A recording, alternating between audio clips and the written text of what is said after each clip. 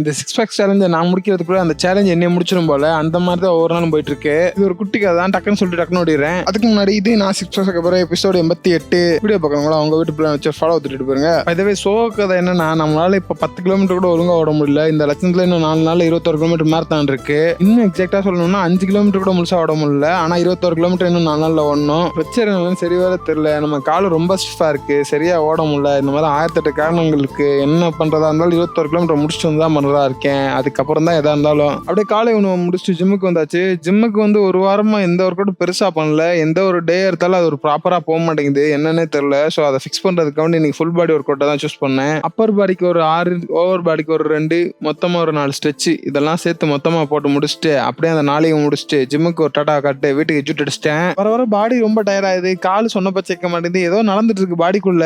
அது என்னன்னு கூடிய சீக்கிரம் கண்டுபிடிக்கிறேன். நம்ம குஜிலி மஸ் தான். சரி ஓகேன்னு சொல்லி துரந்தர் 2 வந்துருந்துச்சு. அதை உட்காந்து கொஞ்சம் நேரம் பார்த்துட்டு இருந்தேன். சரி ஓகே ஹெல்பிங் ஹேண்டா இருப்போம்னு சொல்லி வீட்டுக்கு கொஞ்சம் உதவிக்காரங்க புரிஞ்சுட்டு அதுக்கப்புறம் அம்மா எல்லா சாப்பாடும் ரெடி பண்ணி வச்சிட்டாங்க.